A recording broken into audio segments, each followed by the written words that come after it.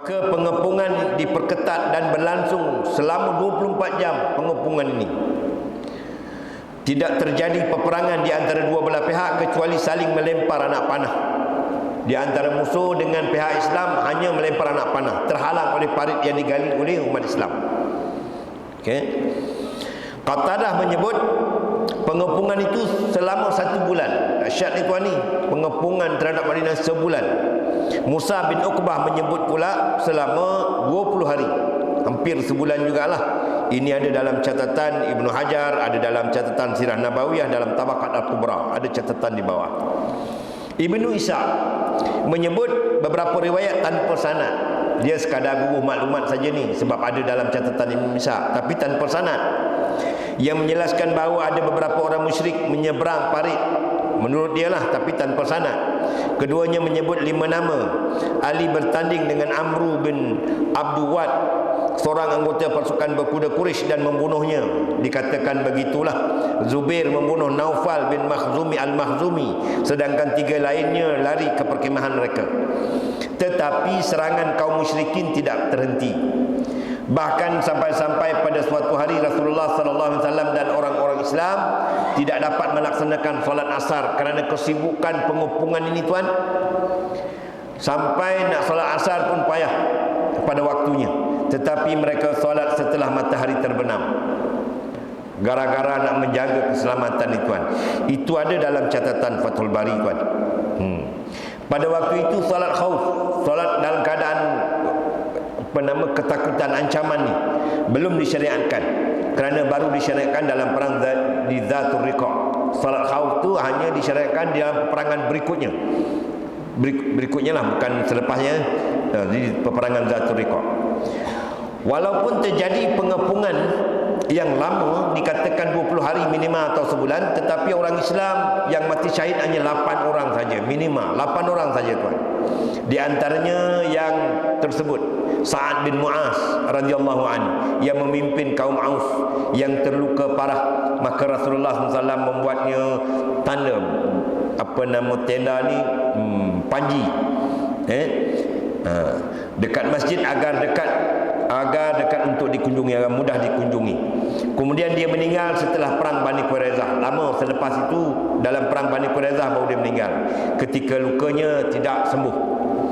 Dia termasuk sahabat pilihan dan memiliki sejarah hidup yang sangat baik serta pengorbanan yang sangat besar dalam sejarah Islam. Itu pun ada di dalam dalam hadis Sahih Muslim yang biasa kita dengar arash bergegar kan.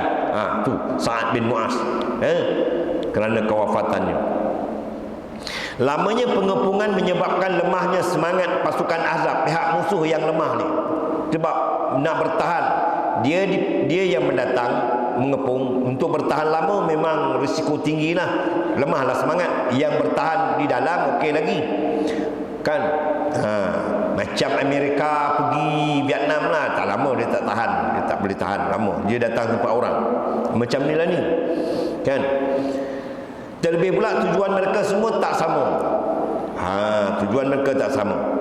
Quraisy ingin menghancurkan orang Islam untuk menyelamatkan jalur perdagangan dia, sebab terganggu oleh Madinah yang dapat oleh orang Islam. Laluan utama dia nak ke Syam, perdagangan dia ni. Jadi tujuan utamanya nak supaya tidak adanya halangan perdagangan dia, dan nak mempertahankan penyembahan berhala mereka. Sedangkan kabilah-kabilah lain yang join-join ni menginginkan kemenangan yang cepat untuk merampas Madinah.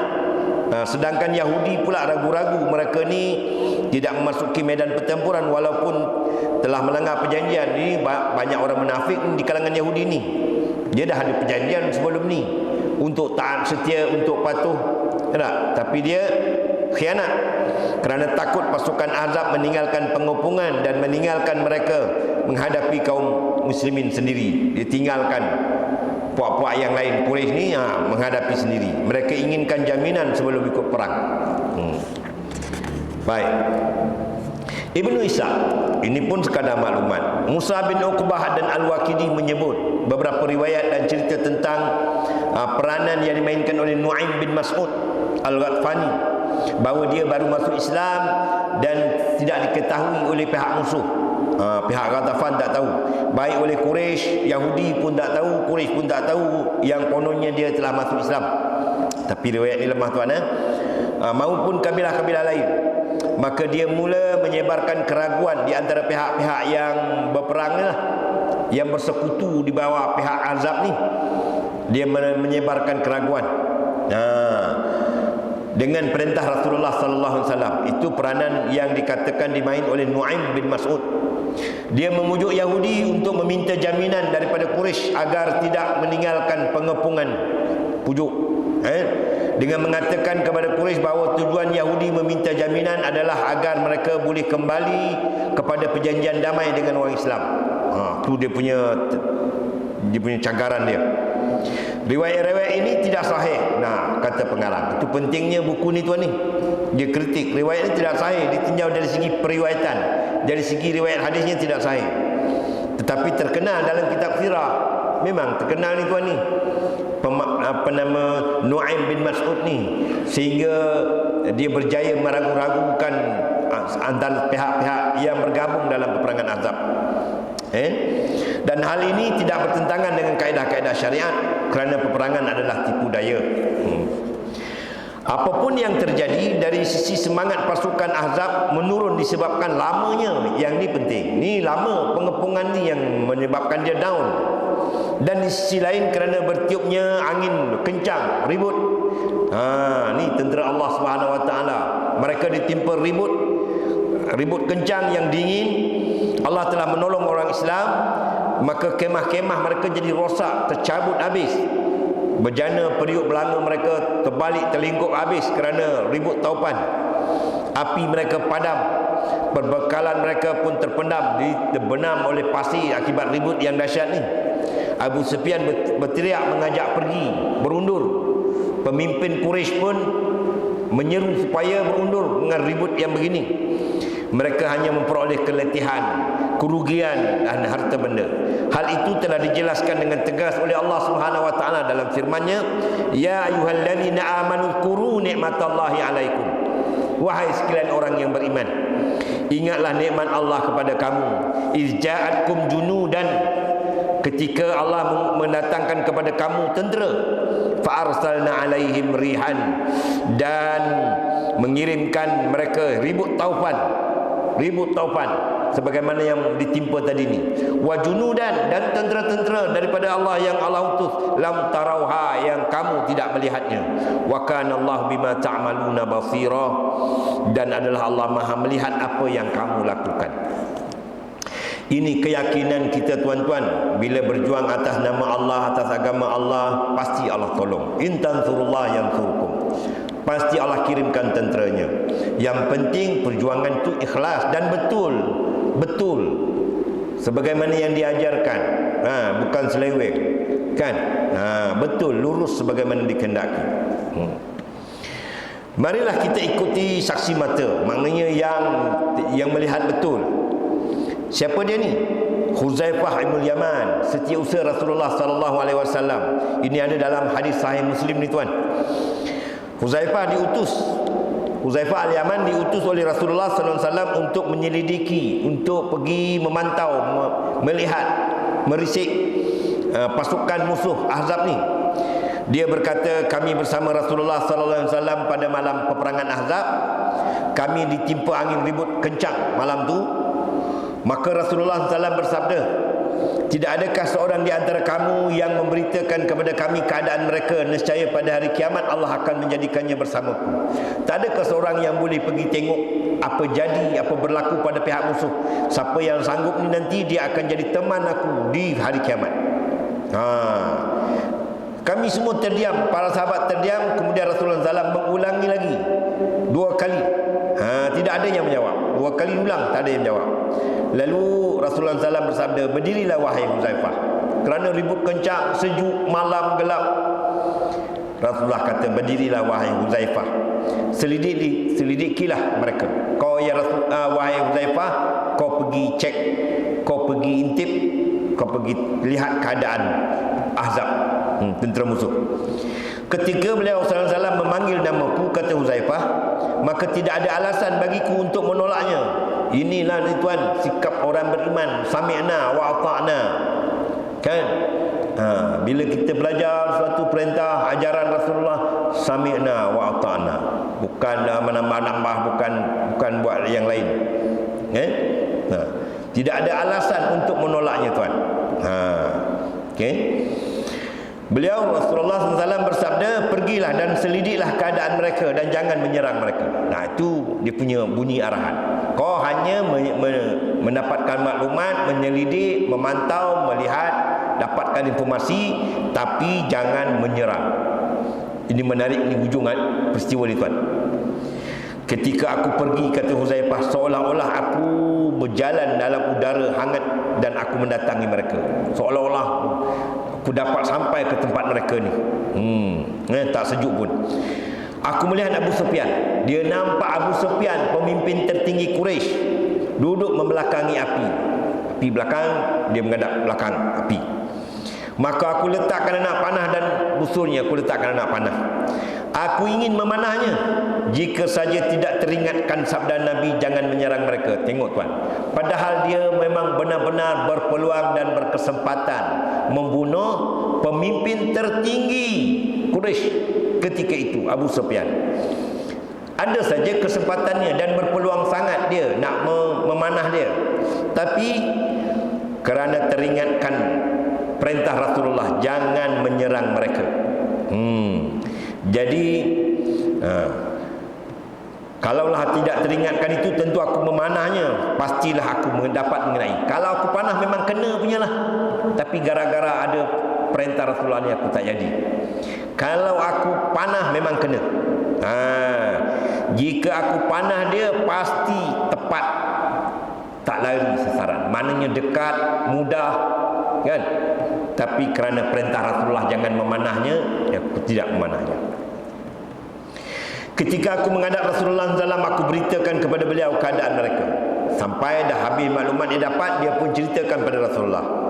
Kemudian aku pun juga merasa kedinginan seperti awal balik. Dah masa tu terasa pula kedinginan.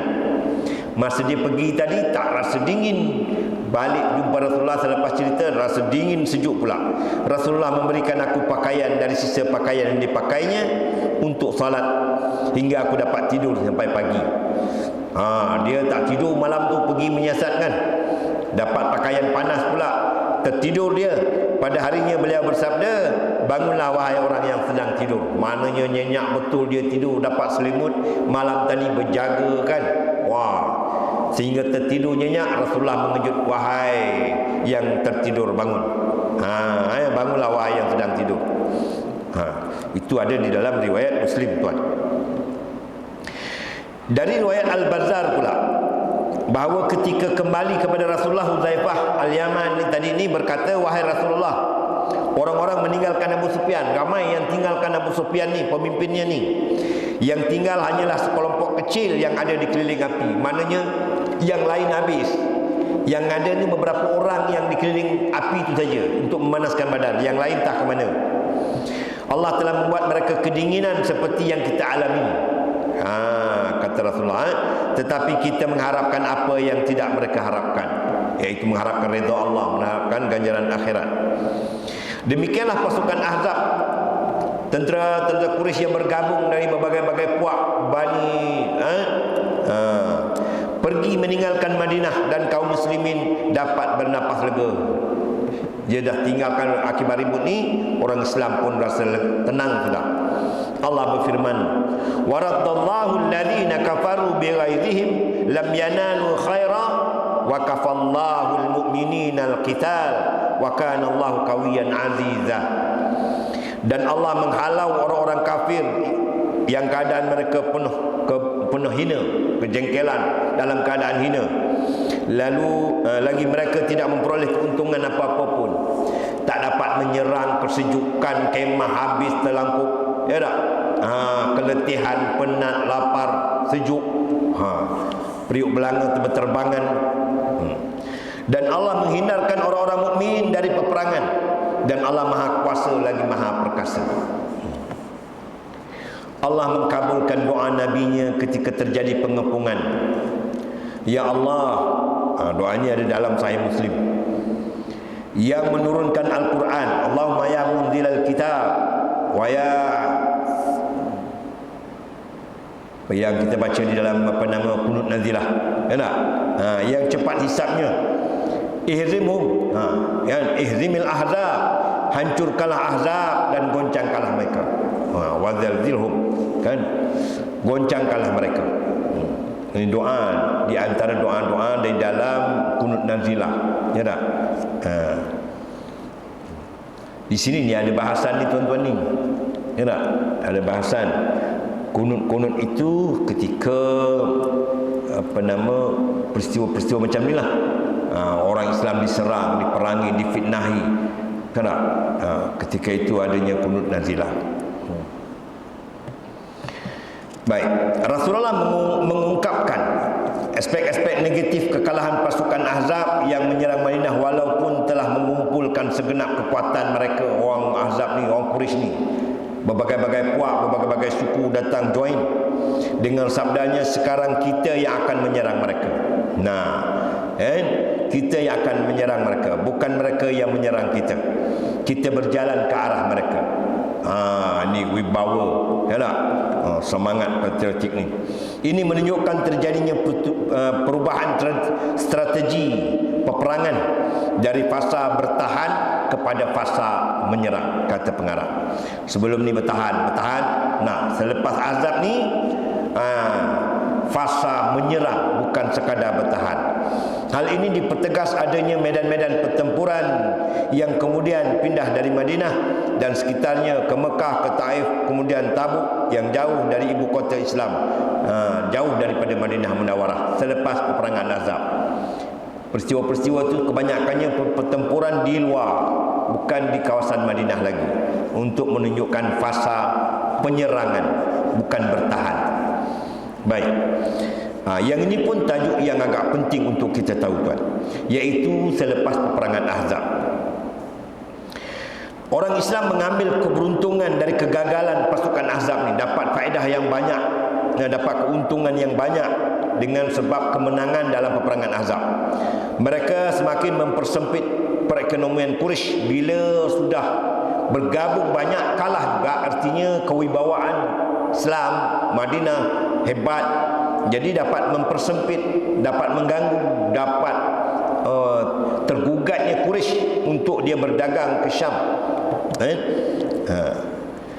Rasulullah mengutus Abu Ubaidah Ibnu Al-Jarrah untuk memimpin 300 pasukan terdiri daripada kaum Muhajirin dan Ansar untuk mengintai kafilah Quraisy. Selepas peristiwa Ahzab ni, Rasulullah hantar Abu Ubaidah Al-Jarrah memimpin 300, ada dalamnya Muhajirin dan Ansar, untuk mengintai-intai, mengintip laluan-laluan yang digunakan oleh kafir Quraisy untuk ke Syam, untuk berdagang ni, kan, untuk bisnes ni. Yang lalu dekat pantai, mereka kelaparan. Mereka kelaparan. Yang ni, tuan, mereka ni maksudnya ialah tentera Abu Ubaidah Al-Jarrah ni, gara-gara buat pengintipan yang jauh, kan, buat operasi ni, sehingga kan sahabat-sahabat ni kelaparan, terpaksa makan daun. Dan dengan demikian pasukan dinamakan Jaisul Khatr, pasukan daun. Sehingga begitu sekali, tentera Islam demi menjaga, demi memenuhi perintah Rasulullah ni, mengawal, mengintai, mengintip untuk menunaikan tanggungjawab ini, sehingga kelaparan, terpaksa makan daun, sehingga disebut pasukan Al-Khabt, pasukan daun. Mereka menyembelih beberapa ekor unta yang asalnya dilarang, yang kemudian dilarang oleh Abu Ubaidah sebagai panglimanya, kerana unta diperlukan untuk berhadapan dengan musuh. Terpaksa, kelaparan sangat sudah. Kemudian mereka sampai di lautan itu, dia tengok seekor ikan besar terdampar. Ada yang nyebut paus, besar ke paus, Lalu mereka memakannya selama setengah bulan, menikmati itu. Dan mereka membawanya, sebahagian daripada ikan yang telah digunakan untuk makan ini, dibawa kepada Rasulullah. Lalu Rasulullah mencicipinya, merasainya. Di sini datangnya hukum fiqh, ikan paus boleh dimakan, ikan di laut boleh dimakan. walaupun dia besar, walaupun dah mati kan? Walaupun bangkai, maksudnya dah mati, boleh dimakan. Jadi dia bukan sekadar peristiwa sejarah, dia ada di sana fiqh juga, ada fiqh juga, fiqh makan, tentang makan makanan laut. Okey. Boleh jadi pengiriman pasukan ini adalah akhir dari pengiriman pasukan untuk menekan pedagang-pedagang Mekah, Quraisy Mekah. Sebagai pelaksanaan perjanjian Hudaibiyah setelah perekonomian Mekah hancur, seperti yang diungkapkan oleh Abu Sufyan, peperangan ini telah menghancurkan kami. Peperangan Ahzab ni memang menjadikan Quraisy drop habis. Pasal all out sebelum ni, semua kaum, semua puak Yahudi pun sama, tapi kalah, dihancurkan begitu saja. Abu Sufyan kata peperangan ini telah menghancurkan kami. Memang dia drop habislah. Lalu selepas itu berlaku perjanjian Hudaibiyah, tuan. Hudaibiyah ni sangat menarik tuan. Saya harap tuan-tuan, sahabat-sahabat semua membaca dulu ni, tapi bagaimanapun kita akan tengok sikit-sikit, tapi sangat menarik. Perjanjian Hudaibiyah ni adalah intro kepada pembukaan kota Mekah. Hudaibiyah adalah sebuah wadi, sebuah sumur yang kalau pergi umrah memang confirm pergi sanalah. Ya tak? Sebab dia sempadan tanah halal. Jarak lebih kurang 22 km dari barat daya Mekah. Dan sekarang dikenali dengan Sumaisi. Kerana terdapat kebun-kebun Hudaibiyah. Dan adanya Masjid Ar-Ridwan, sebab adanya perjanjian Bai'atul Ridwan. Sisi-sisinya termasuk perbatasan tanah haram Mekah dan sebagainya tidak termasuk. Itu sebabnya kawasan ini kawasan sempadan. Peperangan ini dinamai Hudaibiyah kerana Quraisy melanggar kaum muslimin, melarang orang Islam untuk mengerjakan umrah. Niat kedatangan Rasulullah nanti ke sana bukan tujuan perang pun, tapi tidak menunaikan umrah, tapi dihalang. Lalu berlakulah perjanjian yang dikenali dengan perjanjian Hudaibiyah. Rasulullah SAW berangkat pada bulan Zulqa'dah pada tahun 6 Hijrah. Itu ada dalam catatan Al-Baihaqi, Dalail Nabuwah. Beliau bermaksud nak melaksanakan ibadah umrah, itu tujuan sebenar keberangkatan orang Islam ke sana ni, untuk berumrah. Ini kerana menampakkan hakikat atau syiar pemuliaan orang Islam terhadap Kaabah, nak memuliakan Kaabah, kan? Yang menjadi sejarah sejak dari zaman Nabi Ibrahim, Nabi Ismail lagi ni, kan? Serta nak membantah propaganda Quraisy bahawa orang Islam tidak mengiktiraf kemuliaan Kaabah. Ini nak dibantah. Jadi kedatangan ni nak buat umrah dan nak beritahu Quraisy bahawa orang Islam memuliakan Kaabah ni, menjadi syiar baginya untuk menziarahinya, untuk beribadat menghadap ke arahnya. Tidak diragukan bahawa kegiatan keislaman ini menampakkan kekuatan orang Islam di segenap penjuru Jazirah Arab. Terlebih lagi setelah kegagalan peperangan Ahzab ni, memang nampak betul lah kekuatan, kegemilangan disebut. Viral sudah ni, orang Islam dah berjaya, dah viral. Quraisy juga faham akan hal ini. Ketika mereka menghalangi orang Islam untuk masuk ke Mekah beribadah umrah, dia pun tahu ni. Rasulullah juga sudah mengira bahawa Quraisy akan menghalanginya. Itu yang termampu dia buat, bahkan memerangi beliau. Bahkan dia sanggup ni nak memerangi orang Quraisy ni, tak mahu bagi masuk. Oleh kerana itu beliau ingin keluar dengan sejumlah yang terbanyak yang mungkin, yang boleh ikut serta kalangan orang Islam ni, kalau boleh seramai mungkinlah. Maka beliau menyeru penduduk desa di Madinah, penduduk Madinah untuk turut serta. Tetapi mereka menolaknya. Beliau keluar bersama orang Muhajirin dan Ansar. Allah Subhanahu Wa Taala mengabadikan sikap orang-orang Arab yang lemah, yang tak mau ikut ni, yang ada penyakit dalam hatinya ini, sebagaimana firman Allah dalam surah Al-Fath ayat 11 hingga 12, sayaqulu lakal mukhallafuna minal a'rab syaghalatna amwaluna wa ahluna fastaghfir lana yaquluna bi alsinatihim ma laysa fi qulubihim Qul faman yamliku lakum minallahi syai'a in arada bikum darra aw arada bikum naf'a bal kana Allahu bima ta'maluna khabira bal dhanantum an lan yanqaliba ar-rasul wal mu'minun ila ahlihim abada wa zuyyina dhalika fi qulubikum wa dhanantum dhanna as-saw wa kuntum qauman bura.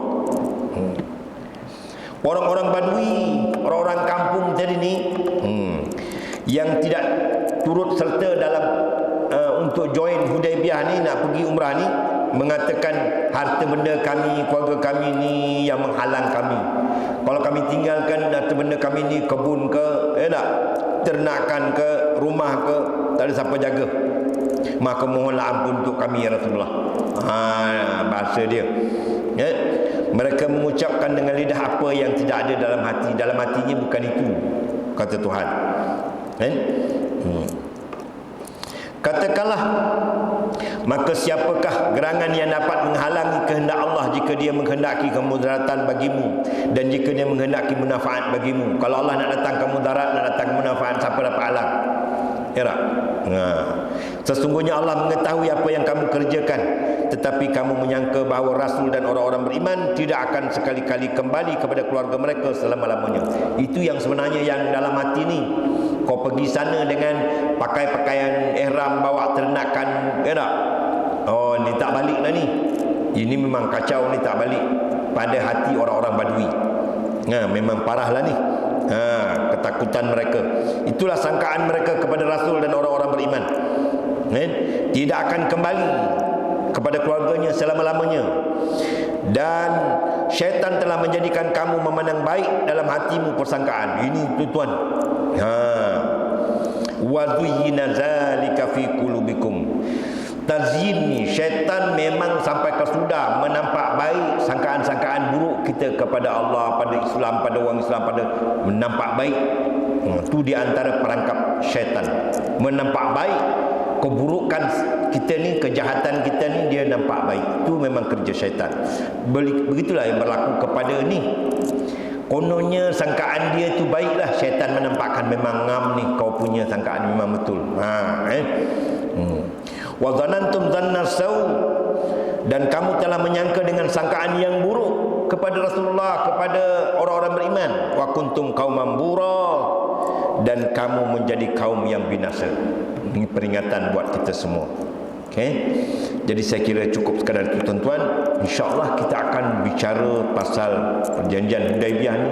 Sangat menarik dia punya step, dia punya sikap orang Islam, ya, sahabat-sahabat Rasulullah, bagaimana ketaatan penuh dan bulatnya kepada Rasulullah sallallahu alaihi wasallam. Jadi saya kira cukup sekadar itu. Mudah-mudahan ianya memberi informasi, memberi semangat untuk kita membaca sejarah, terutama yang topik yang akan kita bahas, iaitu perjanjian Hudaibiyah. Aqulu qawli hadza wa astaghfirullahal azim li wa lakum. Wassalamualaikum warahmatullahi wabarakatuh. Bismillahirrahmanirrahim. Alhamdulillahirabbil alamin. Wassalatu wassalamu ala sayyidina Muhammad wa ala alihi wa sahbihi ajmain. Allahumma arinal haqqa haqqan warzuqna ittiba'ah wa arinal batila batilan warzuqna ijtinabah. Allahumma ya muqallibal qulub tsabbit qulubana ala dinik. Rabbana hab lana min azwajina wa dhurriyyatina qurrata a'yun waj'alna lil muttaqina imama. Rabbana atina fid dunya hasanah wa fil akhirati hasanah wa qina adzabannar. Wa sallallahu ala sayyidina Muhammad wa ala alihi wa sahbihi wa sallam. Walhamdulillahi rabbil alamin. Taqabbalallahu minna wa minkum.